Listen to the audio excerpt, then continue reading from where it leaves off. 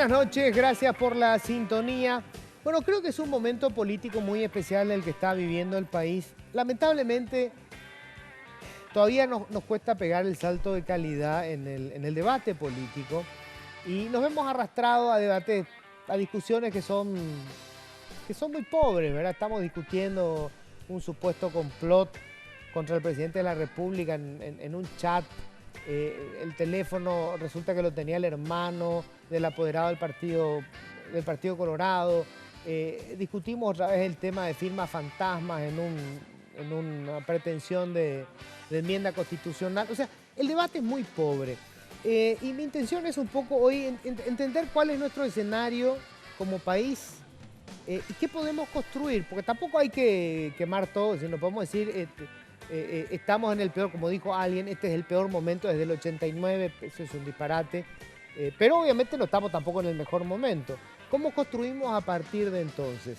Invitamos a una persona que yo creo que tiene una visión como político y como alguien que estuvo en el poder, que ejerció el poder y que todavía tiene pretensiones de seguir ejerciéndolo como corresponde con cualquier político. El expresidente de la República, Nicanor Duarte Frutos. Presidente, gracias por venir. Muchas gracias, Luis. Un placer estar contigo después de mucho tiempo y con la teleaudiencia. Lo primero que te voy a preguntar, Nicanor, es, a ver, estamos en el tercer año de esta administración, hay muchos temas de fondo que discutir, el tema del endeudamiento como herramienta para poder financiar obras públicas, el tema, digamos, de recurrir a la figura de alianza público-privada para algunas inversiones, pero estamos otra vez en el debate de si hay un intento de golpe de Estado a través de una conversación en un chat, en un teléfono, si los muertos son los que votan o los que apoyan un proyecto de enmienda constitucional, si corre o no corre la enmienda, si tiene que ser reforma. ¿Por qué no podemos salir de este debate tan pobre, Nicanor? ¿Por qué todavía es un problema, digamos, de nuestra clase política que no tiene no da la talla para un debate más grande, o esto es el reflejo de lo que somos como país? Bueno, primero, la clase política es producto de la sociedad. Si vamos a hablar de una clase política, yo creo que en el Paraguay no existe una clase política que tenga conciencia de su responsabilidad histórica, porque clase política existiría si tuviéramos una élite política ilustrada muy superior a la masa. Yo creo que en el Paraguay lo que tenemos es un grupo de personas, de amigos que se dedican a la política, en primer término. Como clubes deportivos. Sí, porque la clase política implica una élite. Clase política tiene, por ejemplo, Chile. Una clase política tiene Uruguay. Argentina, Buenos Aires, Uruguay. Porque los líderes están muy por encima de la media escolar, de la media escolar del pueblo. Y el líder, la clase política como élite, tiene que estar preparada para encauzar justamente las masas, a los menos escolarizados, hacia un destino emancipatorio. Pero ñandeola ñande dirigente político cuera saió en la opensapona y se parece mucho a la media escolarizada. Y bueno, pero... ¿Pero por qué eso? La gente elige, quiere que su representante se le parezca. Por eso es que tenemos una clase, bueno, un grupo político que es un poco el reflejo de la masa. No, en el peor sentido del término, ¿verdad? Porque no tenemos una dirigencia ilustrada con las excepciones del caso. Tenemos algunos actores que son muy buenos, pero también esto refleja el promedio de escolaridad del país. ¿Cuál es el promedio de escolaridad del país? ¿Cuánto es el promedio de escolaridad en Paraguay? El paraguayo promedio va a 8º año, Argentina promedio 12 años, Brasil promedio también 12 años Chile promedio 13 años, Uruguay promedio 13, 14 años, y en el Paraguay el promedio es octavo grado, igual que Bolivia. Y conste que Bolivia, en la última lista de países competitivos, está por encima de Paraguay. Entonces, la clase política o la dirigencia política es el reflejo de una historia de postergación de la educación, una historia de postergación del mundo de la universidad. En 1975, cuando nosotros terminamos el sexto curso, Coronel Oviedo, no teníamos ninguna universidad pública en el interior. Imagínate, 1975, Daipori. La única universidad pública estaba en Asunción, San Lorenzo, Asunción. Entonces, toda nuestra generación que termina el sexto curso en el interior y en mi caso en Coronel Oviedo, en Baero Yapó, contratábamos un colectivo que nos llevaba a la Facultad de Ciencias Jurídicas de la Universidad Católica de Villarrica. Eso por un lado. Por otro lado, todo este debate de firmas para la enmienda, de firmas para el juicio político, de complot, tiene que ver con la indefinición política, tiene que ver con la correlación de debilidades, con un empate.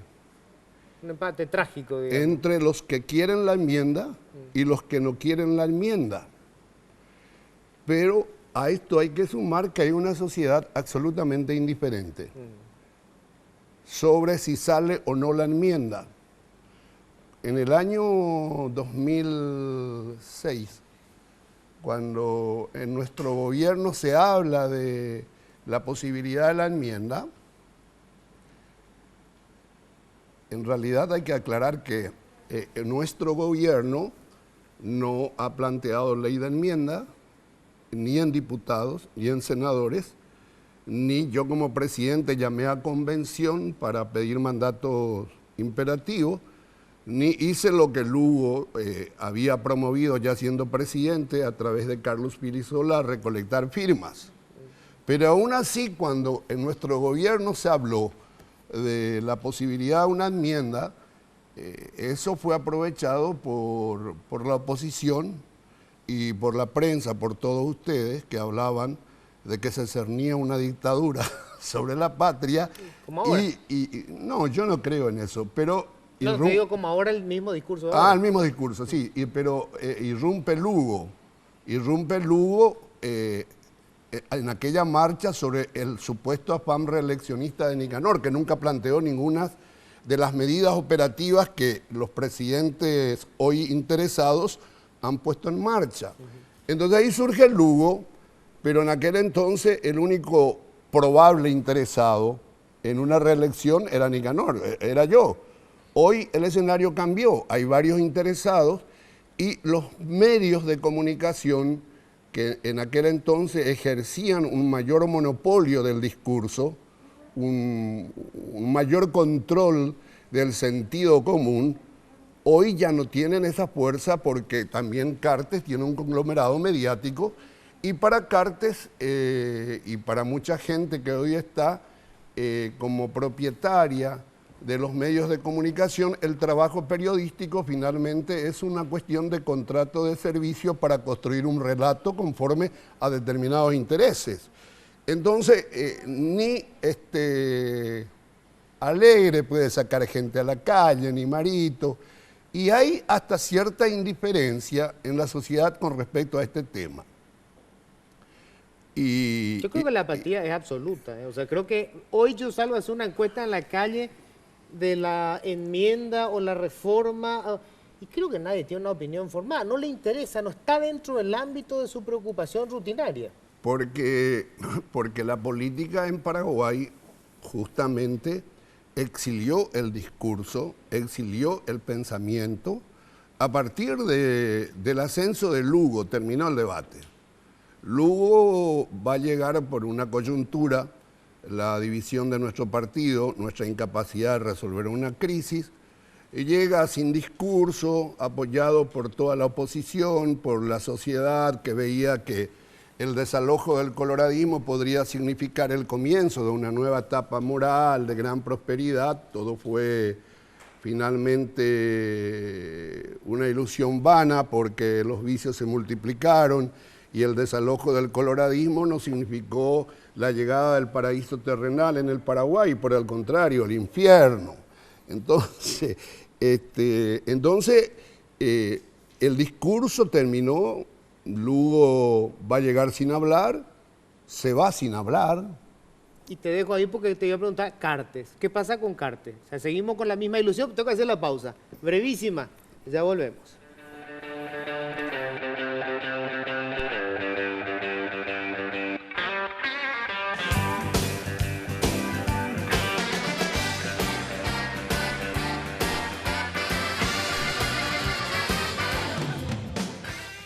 Hablábamos de lo que ocurría, digamos, cómo aparece la figura Lugo y tenemos la figura Cartes. La figura Cartes es una repetición de lo que fue el fenómeno Lugo. Y tienen cierto parecido de familia, porque ambos vienen por fuera de los partidos históricos. Famosos outsiders. Lugo va a venir del mundo eclesial y Cartes viene del mundo de las empresas, del deporte, y ambos llegan sin discurso. Lugo no pudo juntar 500 tipos en la plaza el día que lo destituyeron. Yo no puedo comprender un hombre que se dice es adorado por el pueblo, que haya sido destituido sin poder movilizar un puñado de gente a su favor. Me imagino lo que hoy sería pretender tumbarle a Evo Morales en Bolivia. Claro. ¿Y qué pasaría con Cartes? Y Cartes llega, el ascenso de Cartes no se puede explicar sin Curuguatú y sin la destitución de Lugo por juicio político. Por juicio político, que para la comunidad internacional fue un golpe parlamentario. Por eso estuvimos aislados, Paraguay estuvo aislado más de un año, porque si bien acá se hablaba del juicio político, para la comunidad internacional fue un golpe parlamentario y con eso se instituye el mito Lugo. Al Lugo habría que dejarlo terminar totalmente colapsado, porque en ese momento su gobierno estaba haciendo agua por todas partes, empezaba a caer la economía, perdía todo el control de una alianza que obviamente nunca se fundó en un programa, en una visión de país, sino en el odio al coloradismo. Y al Lugo habría que dejarlo que termine totalmente diluido, totalmente fracasado. Y al destituirlo se le dio una tabla salvadora, se lo instituye como mito y como sujeto de reparación. Está ahí. ¿Y Cartes? Y Cartes llega a partir de la destitución como una ilusión del pueblo colorado, que el partido llegaba de vuelta, y simplemente llegaba el grupo Cartes, y eso se ha percibido muy rápidamente con un gabinete que él denominó la Selección Nacional, que para mí es el gabinete más inoperante en toda la historia de la transición. Lamentablemente, Cartes no ha podido generar el gran desarrollo que esperábamos, con un endeudamiento masivo, con ministros absolutamente incompetentes, sin ninguna capacidad de construir acuerdo, consenso, de compenetrarse con el pueblo, con las necesidades de la gente. Son ministros que viven enamorados de sus gabinetes y eso es lo que no le ha permitido al presidente Cartes conseguir lo que en un primer momento él soñó que podía haber obtenido: el clamor popular, que la gente pida por su reelección, que la gente llore en los actos. Y intentó, bueno, eso fracasó y después ya fue por vía de la enmienda. Y Cartes representa evidentemente la negación de la política, la desmovilización de las juventudes políticas, la desarticulación de los sindicatos, el vaciamiento de los partidos políticos, la alianza pública-privada como un maquillaje para la privatización. Ocurre que Cartes había soñado, igual que Macri, que todo el mundo iba a venir al Paraguay a invertir. Acordate que su gran discurso era que los aeropuertos iban a estar atascados, que iban a venir la gente a invertir, vengan y abusen, usen y abusen, hagan lo que quieran. Y ahora te pregunto esto, entonces, y termino, entonces sí, nunca llegó esa inversión. Ahora, la inversión, perdón, termino, sí, sí, la inversión directa extranjera en la era de Cartes es inferior inclusive al tiempo de Lugo, y prácticamente yo suelo decir que la alianza pública-privada más exitosa fue la inversión de Pavao en la penitenciaría, ¿verdad? Bueno, pero ¿y después qué? No pueden avanzar en el aeropuerto, no pueden avanzar en el tema de Metrobús, no pueden terminar ¿cómo se llama? Los viaductos. Está todo trancado. Ahora te pregunto esto, Nicanor, si es tan malo lo de Cartes, ¿verdad? ¿Por qué en las internas coloradas impone tan fácilmente a su candidato? ¿Quiere decir que en este momento hay una llanura absoluta en el Partido Colorado? O sea, no hay figuras que puedan hacerle frente a Cartes. Hay que analizar dos momentos. Primero, Aliana fue un candidato a la hechura del presidente Cartes. Claro. Yo recuerdo que estábamos estábamos en la reunión y yo me opuse a la candidatura de Aliana y le dije al presidente y le dije a Aliana que había sido que ya estaba ahí en los alrededores del Quincho, porque yo le conozco, no es que no confíe, pero obviamente no tiene capacidad de bajar líneas políticas en el partido, porque el partido no es el Ejecutivo. El partido, su misión es vigilar que el presidente de la República cumpla los principios históricos del partido, las banderas sociales del coloradismo y avance hacia el Estado social de derecho que inclusive nuestra Constitución proclama. Correcto. Pero lamentablemente el amigo Aliana se ha convertido en un subsecretario de Asuntos Políticos. ¿Pero por qué del gana? grupo. Y porque evidentemente tampoco había un candidato que generaba una gran pasión, un gran entusiasmo, que tenía un discurso alternativo, claro, contundente al modelo cartista, ¿verdad? Yo le aprecio mucho a Mario Abdo Benítez, pero él nunca planteó un discurso alternativo radical al modelo cartista, del endeudamiento, del privilegio del capital extranjero, de la compra de nuestras tierras o sea, no hay una oposición al modelo Cartes. Pero y no hay. Mire que Cartes persigue a los sindicatos, criminaliza la huelga de las maestras, recorta salarios, recorta bonificaciones al sector débil del funcionariado público, con esto termino, mientras las bonificaciones siguen entre los amigos de López Moreira, los compañeros de Raibi, se llevan millonarias bonificaciones y se golpea al sector humilde del funcionariado público. ¿Y qué pasó con el partido? ¿Por qué no hay oposición ahora entonces? Y porque no tenemos realmente...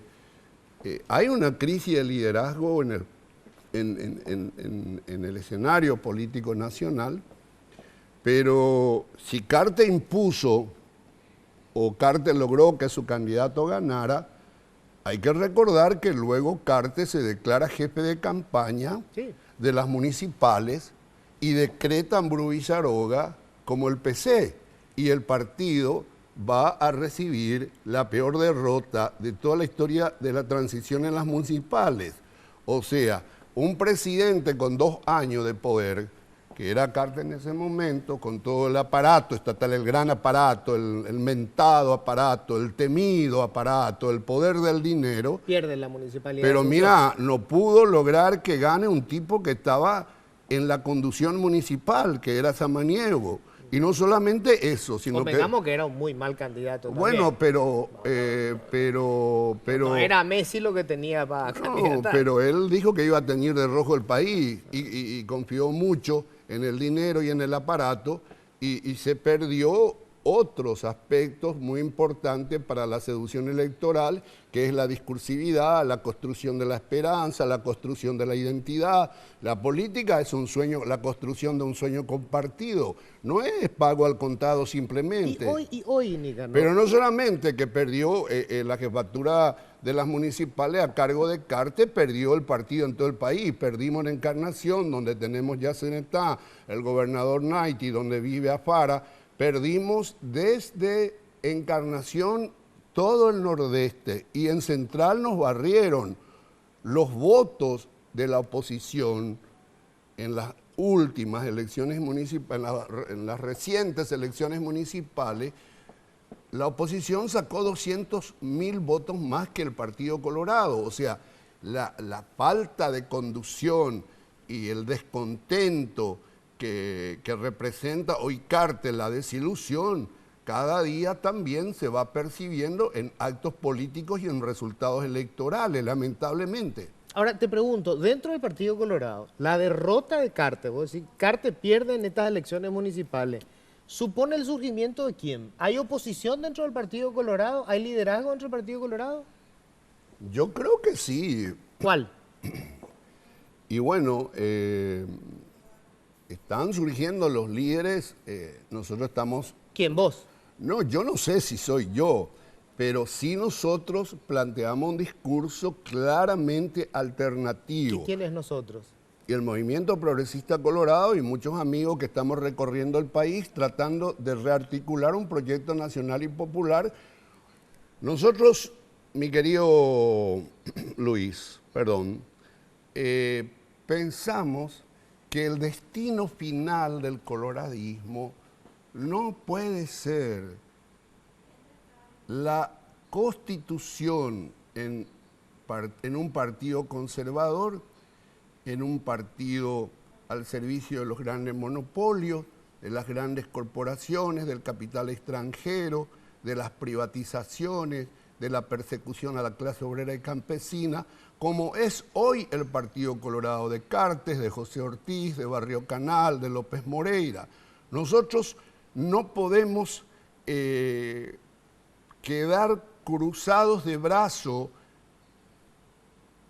como que la fatalidad del coloradismo terminar siendo este partido. No, nosotros creemos que el coloradismo puede volver a ser el partido de las grandes mayorías populares, el partido de Natalicio González, ¿Con el quién? partido de Blas Garay, Pero y ¿con con quién, nosotros, con muchos amigos, con quienes creemos que es posible una realidad distinta y que el poder del dinero y el aparato no son suficientes para la construcción de un sentido común que permanezca en el tiempo, que el dinero y el Estado han perdido varias veces, el aparato y el dinero han perdido varias veces en esta transición, y creemos con muchos amigos recorriendo el país que el presidente Cartes, con quien yo no tengo ningún problema personal, sino una cuestión política, puede ser fácilmente derrotado en unas internas, como fueron derrotados varios presidentes y varios candidatos oficialistas con todo el dinero y con todo el aparato a lo largo de la transición. Ahora, te pregunto esto, Nicanor. Este es un país personalista, o sea, hay un candidato que vence a otro candidato. Vamos a suponer, Horacio Cartes consigue quedar habilitado. Si él consigue quedar habilitado, si consiguen pasar la enmienda constitucional y él puede volver a candidatarse. ¿Quién puede derrotar a Horacio Cartes en una interna colorada? ¿Solamente Nicanor? Yo no puedo hablar en esos términos porque eso parecería soberbia. Pueden haber otros amigos. ¿Quiénes, por ejemplo? Y en este momento no me vienen los nombres, pero de repente surgen los actores. Bueno, María Vidal en la Argentina surgió una niña que no sabíamos que existía, surge... Pero ella es muy linda. No es... Por eso. No, bueno... Pero... No, va a decir que no, claro que es linda. Todas las mujeres, en realidad, siempre hay que decir que son hermosas, claro, hay que decir. Pero María Vidal aparece y gana la gobernación de Buenos Aires. Sí. Bueno, entonces, yo no sé, en este momento, falta todavía un tiempo. Lo que sí nosotros creemos que podemos derrotar al poder del dinero, al aparato, y creemos que podemos reconstruir la política en el Paraguay como un espacio de controversia, de debate, de reflexión y de disputa vibrante entre modelos alternativos. Ahora, pues yo te insisto con la figura de Nicanor. Yo estoy de acuerdo contigo. El problema, ¿sabes cuál es? No veo la figura que genere ese encantamiento en el electorado. Porque vos estás hablando de eso. O sea, básicamente lo que hoy no hay en la política es pasión. No hay un candidato que genere ese sentimiento en la gente. Por eso Cartes sigue ganando. ¿Qué hace Cartes? ¿Qué es lo que gana Cartes? No, pero escúchame. Cartes hace 4 años no puede cambiar 3 ministros de la Corte porque no puede construir mayoría. Cartes está peleando por la enmienda, dijo, la reforma, la enmienda. Sí, están en un empate. Bueno, pero si realmente tenía capacidad de abordaje político y entendía que el dinero no es suficiente... Porque, yo no creo que entienda eso. Y bueno, pero, ¿vos crees que entiende eso? Y Cartes no es ningún caído de catre, el tipo entiende muy bien. ¿Por qué está haciendo hoy lo que debió haber hecho al comienzo? Cartes quiso construir primero la casa por el tejado. Mire, hagan la enmienda, saquen la enmienda, venga acá los diputados liberales. Y después, la plata no sirve, hasta cierto punto sirve. Entonces, lo que Cartes debió haber hecho hace mucho tiempo es negociar con Lugo, pero lo que pasa es que Lugo, para Cartes y sus voceros ministros, representaba el terrorismo, la violencia. Leite pedía que se fumigue, claro. Bucinqui que se bombardee. Ahora están acordados. Ah, bueno. Entonces, todo esto... Coyunturalmente.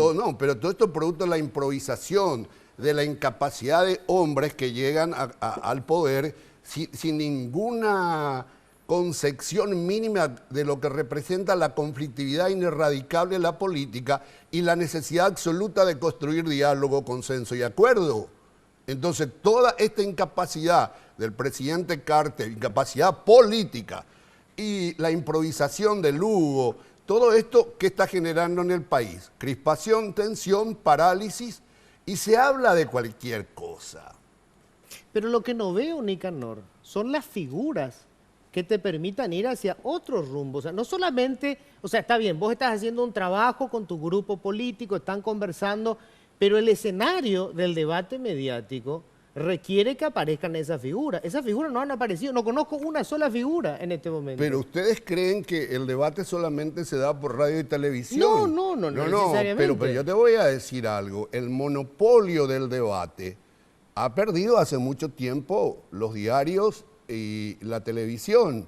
En este momento hay un gran debate en todo el país por vías alternativas. Nosotros hoy vivimos el mundo de las redes. ¿Vos crees que en las redes va a surgir ese líder? No, el debate sí, el periodismo online.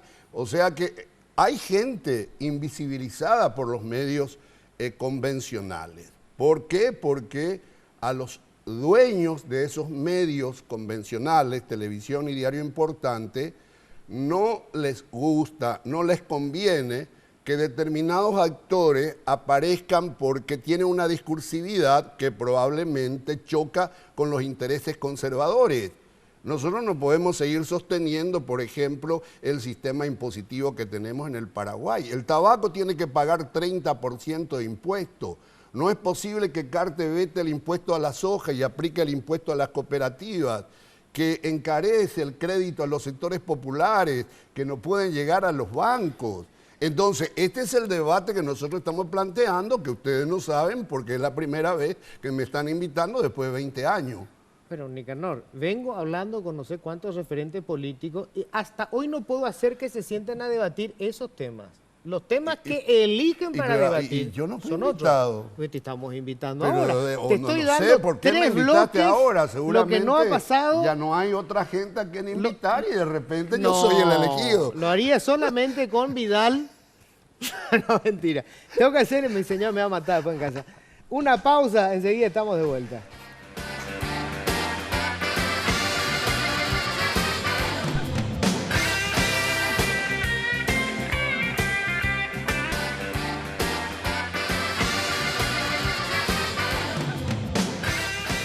Bueno, estamos con el expresidente Nicanor Duarte Frutos. Dos cuestiones concretas te quiero preguntar, Nica. Bueno, una, si quedan habilitados todos para el 2018, Fernando Lugo, Horacio Cartes, Nicanor Duarte Fruto, ¿le ganás en una interna a Horacio Cartes?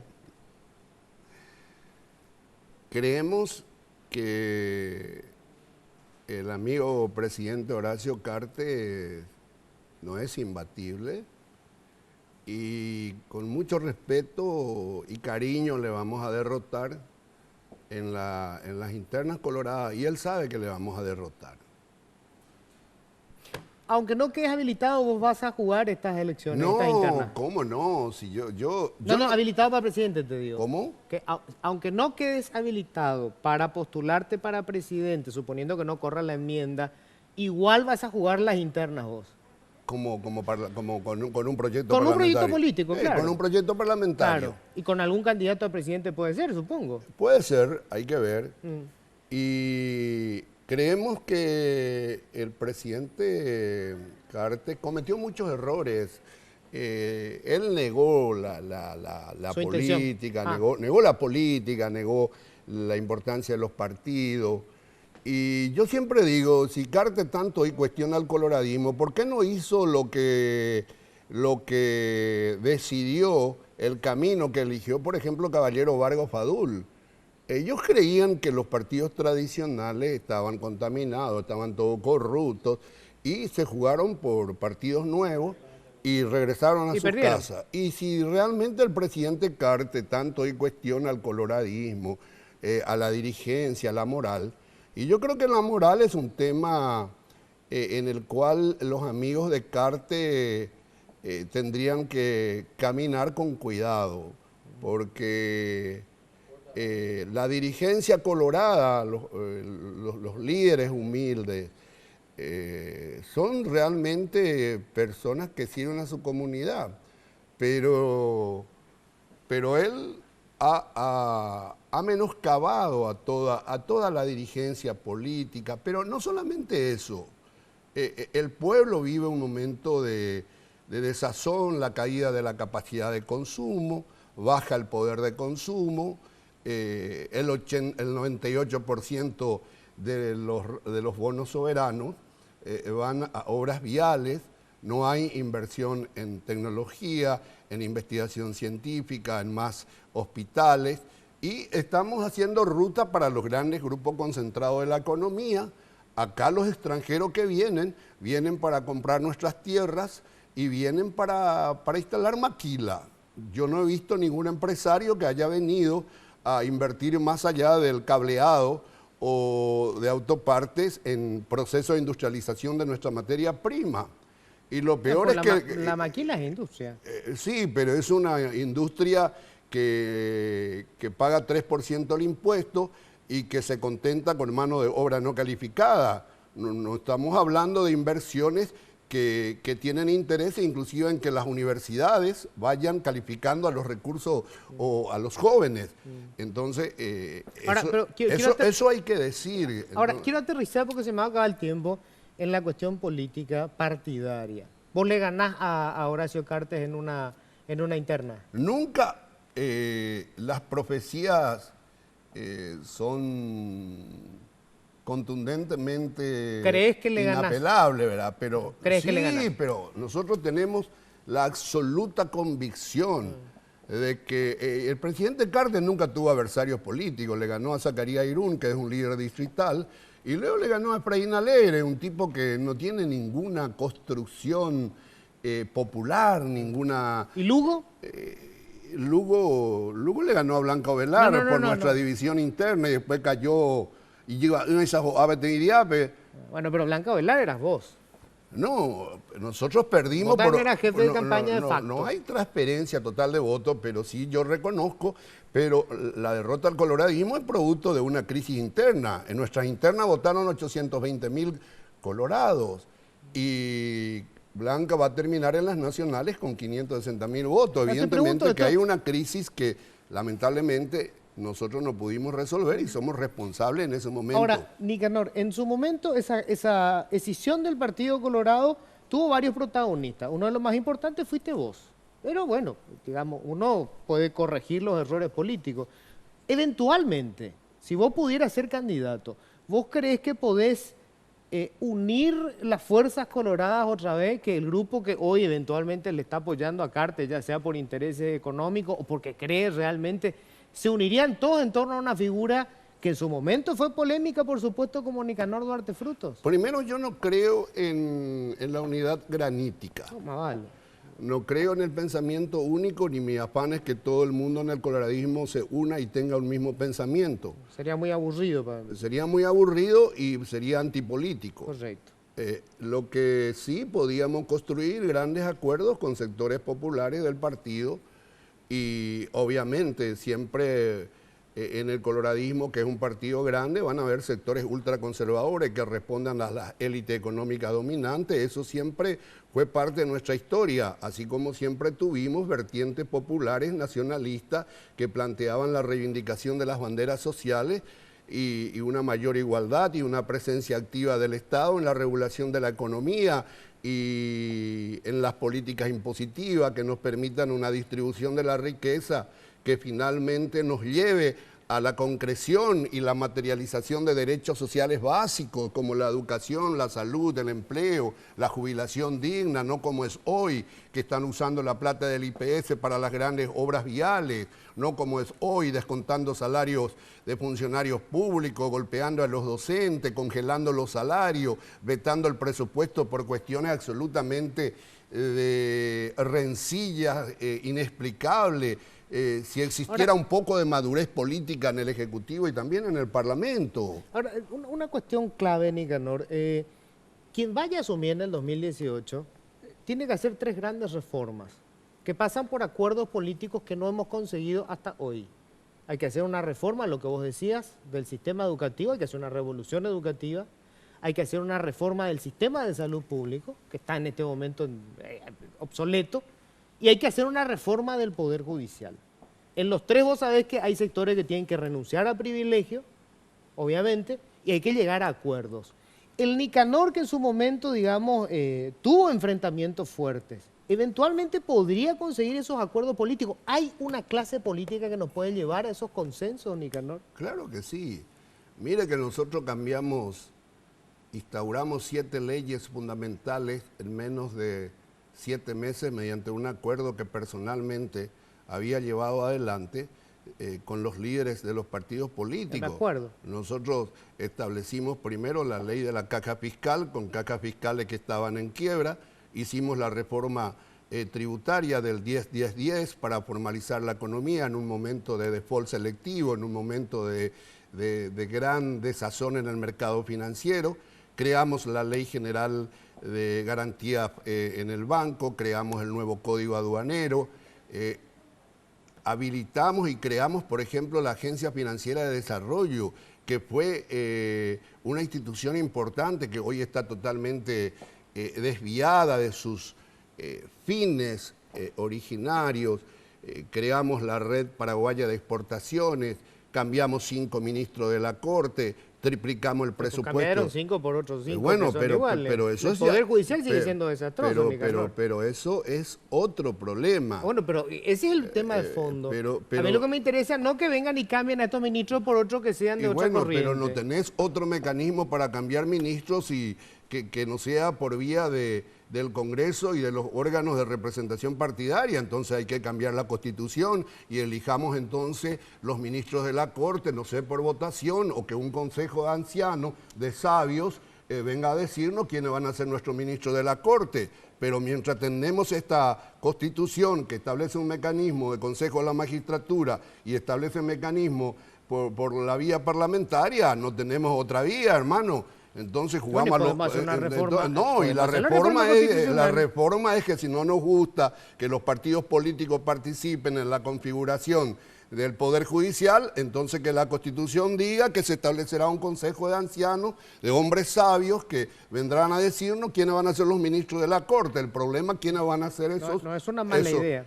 Y el problema es cómo vamos a elegir esos ancianos sabios. Ese es el talento político. Y bueno, en eso consiste, ¿verdad? Y bueno, y hay que tener esas ideas que para mí son, obviamente, horizontes casi utópicos que podemos ir consiguiendo en un proceso histórico.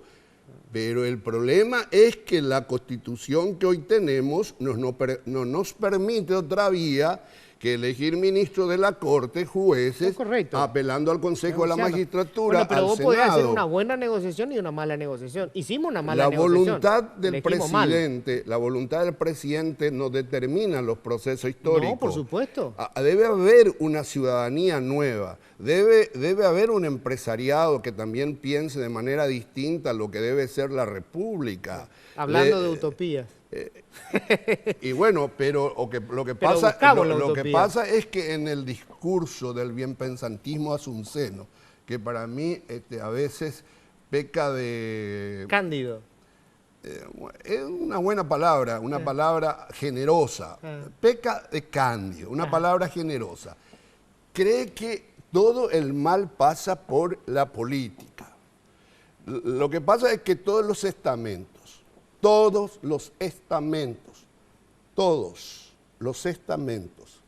se saben atravesados por la corrupción. Las iglesias, las FIFA, la Comegol, el periodismo, los empresarios, los sindicatos, las ONG. ¿Cierto? Todos se saben atravesados por la corrupción. Correcto. Entonces, ¿qué hay que buscar? Si todos los estamentos están atravesados, busquemos un chivo expiatorio que nos permita conciliar el sueño y amanecer bien. Entonces, el único culpable es la dirigencia política y todos los otros estamentos que están en este tema y que dan cátedra de moralidad, que concilien el sueño. Nicanor, ya hay un chivo expiatorio. Nicanor, ¿cuál es el principal problema de la corrupción? Las instituciones, la debilidad de las instituciones. ¿Quiénes construyen las instituciones? La sociedad. ¿Quiénes eligen? ¿A través de quién? ¿Quiénes eligen a los políticos? Política. ¿Quiénes sponsorean a los políticos? Los dueños de los grandes medios sponsorean. No es que los políticos cayeron de Marte. Acá estamos instalados en el Senado. Mire que acá por una divinidad estamos sentados, no le debemos a nadie. ¿Quiénes le llevan, quiénes le catapultan a los actores políticos? En Estados Unidos y en Paraguay. Pregunto, para empezar el debate, ¿verdad? O sea, eligen mal ellos. O elegimos mal. ¿A quiénes sponsorean? No, pero resulta, ¿quiénes catapultan? Te quiero preguntar ¿Quiénes sponsorean? ¿Quiénes legitiman? ¿Quiénes dicen quiénes son presentables e impresentables? ¿Quiénes son los partidos que deben ir y los partidos que son buenos? Decimos nosotros. Nicanor, la clase política es la consecuencia nomás, no tiene culpas. Pero así como yo le suelo decir a los amigos colorados que vienen a llorar contra Cartes, Cartes no es la causa, Cartes es la consecuencia del deterioro de la dirigencia política colorada y liberal, porque los liberales están más entregados a Cartes que los colorados, salvo algunos grupos. Se me va a ir el tiempo y te quiero preguntar esto sí o sí, ¿cuánto me queda? Nada. Bueno, Donald Trump, ¿cuál es tu análisis del fenómeno Donald Trump? ¿Y a dónde nos puede llevar? Donald Trump es un hombre que, para mí, está reconfigurando un nuevo orden mundial. Está dándole un buen golpe en el traste a la profecía de Fukuyama, que la globalización y que el libre mercado, la libre economía, era el destino final indiscutible que generaría al mundo la prosperidad y la felicidad. Hoy, ¿qué dice Donald Trump? Miren, señores, terminó la deslocalización salvaje. Ya no más empresarios que van a invertir en China, en México, y van a vender en acá. Vietnam, con una mano de obra barata, hambreando a los trabajadores de los pueblos emergentes. Vengan acá. La localización es el modelo hoy o les aplico aranceles altísimos a sus productos. Entonces, con Donald Trump estamos volviendo a una economía proteccionista de orden nacional, una reivindicación del Estado-Nación que con la globalización y el gran discurso de los mercados globales financieros ya no existía y lamentablemente era así. porque el Fondo Monetario Internacional tenía más peso que Santiaguito Peña, porque cuando vienen estos tipos se corren y se santiguan y cumplen las órdenes de las supuestas calificadoras internacionales, que cuando cayeron los bancos más famosos de Estados Unidos en el 2008, 3 días antes, la Standard & Poor's y otros calificaban a estos bancos como los más confiables. Sí. Entonces, ese Estado-nación que ya no existía, esos mercados globales financieros, hoy están en crisis. O sea, para vos es positivo y eso va a golpear, no sé si va a ser positivo, pero sí va a golpear nuestra economía, porque ayer la Reserva Federal anunció incremento de tasas de intereses, 3 incrementos en un plazo que ellos establecieron. Eso sí va a significar que los bonos soberanos van a costar más plata y que el Estado tiene que pagar más, y si mañana no pagamos, van a venir los buitres a rematarnos el país. Porque el problema de los bonos soberanos, que es un gran negociado, Luis, ¿por qué los bonos soberanos y no los créditos del Banco Interamericano de Desarrollo y del BID, que son a menor costo? Baere la bono soberano, anda ya a recibir el crédito del BID, pero voy a hablar, porque los bonos soberanos... Necesito un programa para... Bueno, pero espera, los créditos del BID son más caros. Puedo terminar. ¡No! Sí, tenés que pagar los asesores, tenés que pagar... El BID ofrece, yo tenía crédito del BID al 3%. Sí, pero en la práctica, ¿cuánto te Pero costaba? no, lo que pasa es que el BID te controla, te planifica, tiene que venir a ver los materiales, el avance de las obras. El tema de los bonos soberanos es un simple negocio financiero que nadie controla. Cómo están las obras, cuál es la calidad de las obras, queda al arbitrio de los grandes gerentes de Carte y especialmente del más inoperante Jiménez Gaona, que no puede terminar 3 viaductos para alegar a la modernidad vial. Ojalá que inauguren hoy los 2, porque ayer casi chocamos de venida del interior porque los viaductos están todos atravesados, ¿verdad? Bueno, pero hay que alentarle al presidente Carte y estamos realmente nosotros preparados, mi querido... Para enfrentarlo. No para enfrentar a nadie, para una disputa democrática. Claro, para una disputa democrática vibrante entre modelos alternativos. Gracias, Nicanor. Un placer. Gracias, hermano. Hacemos una breve pausa, enseguida estamos de vuelta.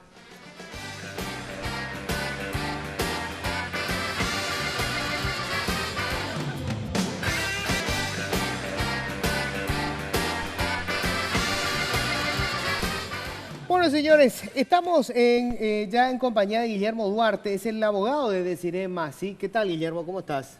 Buenas noches, Luis. Un saludo para vos y para la audiencia. Yo quiero ir ahora directamente a el caracú de este tema sobre un supuesto complot para acabar con la vida del presidente o hacerle un golpe de Estado que se perpetra supuestamente en un chat, que es en el WhatsApp, ¿verdad? Entre 8 creo que son integrantes del Senado, en el celular. Se presenta eso como elemento de prueba y se hace una denuncia sobre la comisión de 3 supuestos delitos, que son asociación criminal, que supone que varias personas se pusieron de acuerdo y establecieron una estructura para cometer un delito. Varios. Varios delitos. Varios. Tiene que ser varios. No puede ser uno. O si no, sería ese delito nomás. Ah, ok. Tiene que ser varios. Segundo es... amenaza de cometer hecho punible. Amenaza de cometer hecho punible. Y tercero, atentado contra los órdenes constitucionales. Ok. Yo lo que quiero saber es cómo se hace para deducir de una charla en un chat qué delito supuestamente se presume cometieron las personas que hablaron de algo.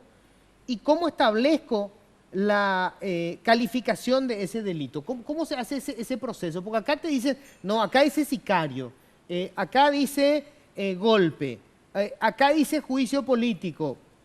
¿Cómo conecto yo eso con un artículo del Código Penal que me diga esto está tipificado y luego ante un tribunal te acuso, vos cometiste este delito? Bueno, justamente de eso carece esta denuncia. Y que básicamente supone una persona, una porción de hechos y una ley penal completa. En este caso, la denuncia lo que hace es presentar varias personas no presenta el hecho que se le atribuye concretamente a cada persona, y tampoco individualiza en qué momento cada persona comete cuál ley penal completa.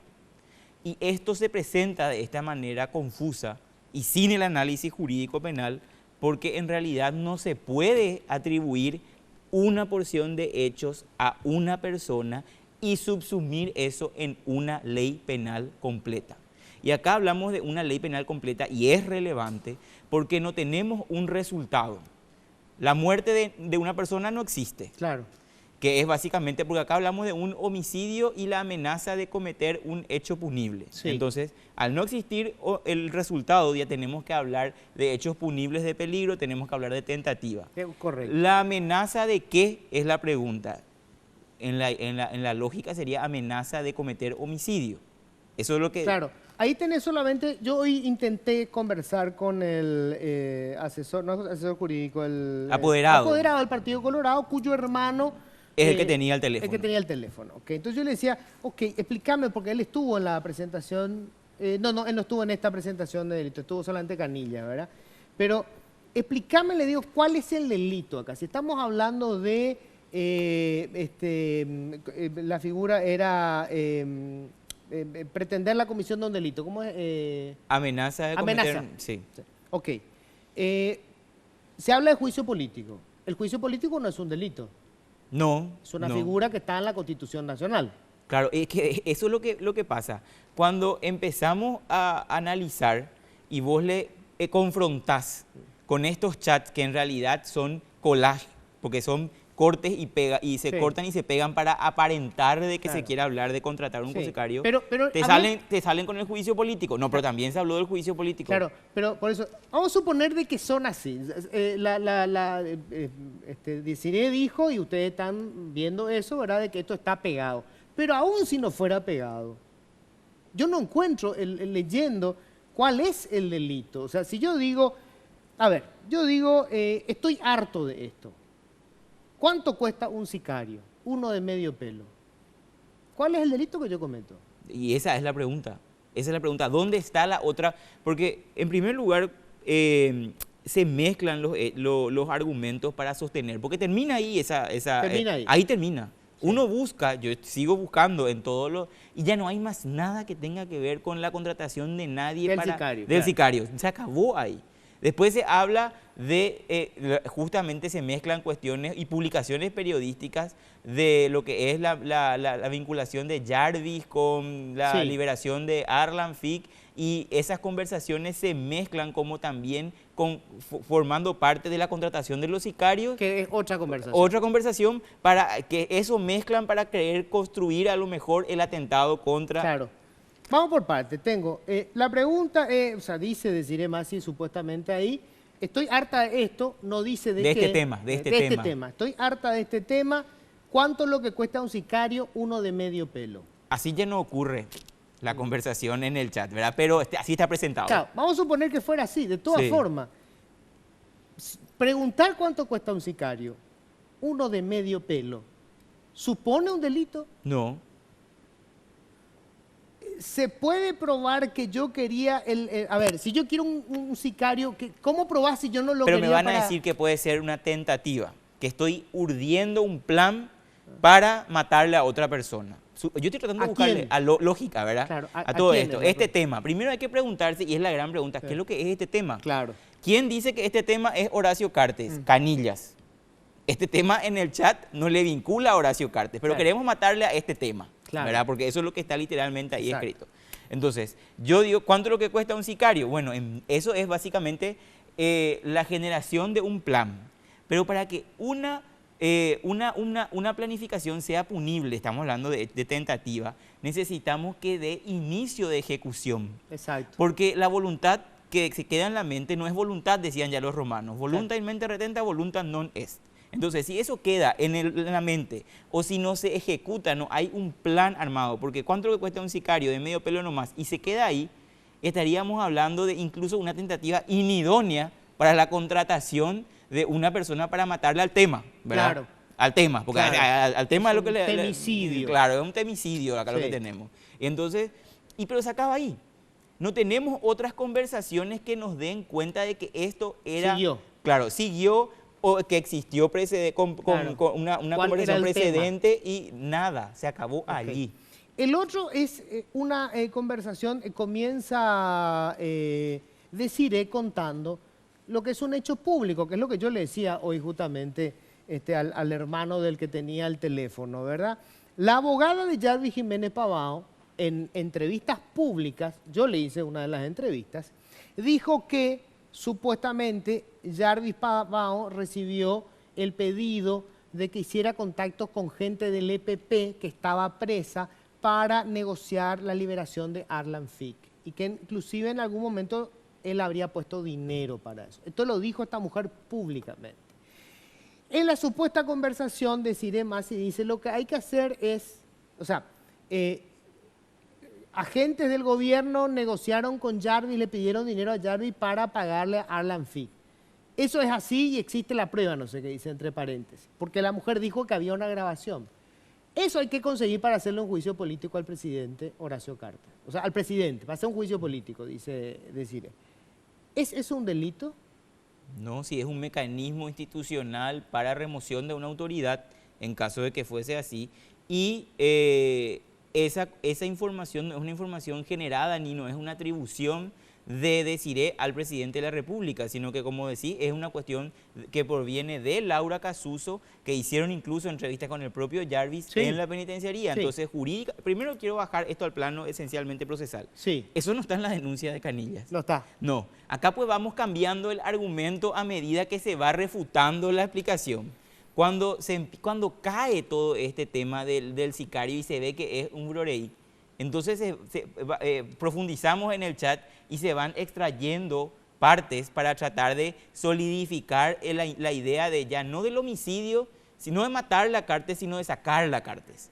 Entonces ya no va cambiando el tema. Ya desapareció de no hay que matarle al tema, sino ya es un plan orquestado para sacarle al presidente de la República. Que hasta ahora tampoco en ese chat se encuentra una vía ilegítima pretendida por los integrantes de ese chat.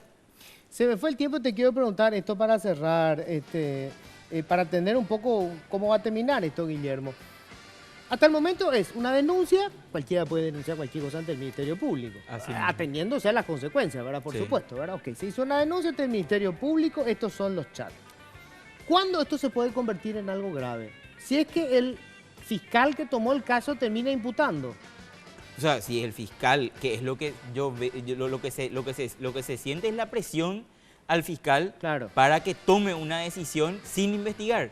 Porque a medida que se investiga se desarma el caso y lo que ellos quieren es que no se investigue y que se tome una decisión en base a la presentación que ellos hacen, porque se va investigando y se desarma.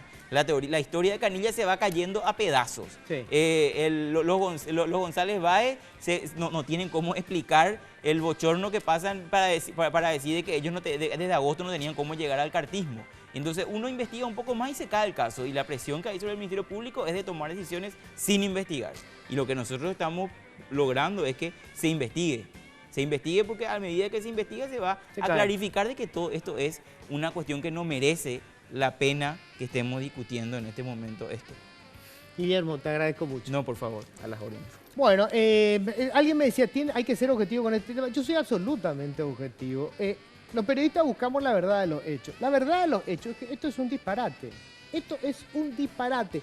Si sentaran precedentes, imputaran por una conversación inconexa en el WhatsApp, hay que ver quién queda libre, señores. Vamos todos presos. No sé si me explico. Gracias por la compañía. Nos encontramos el próximo martes. Chao.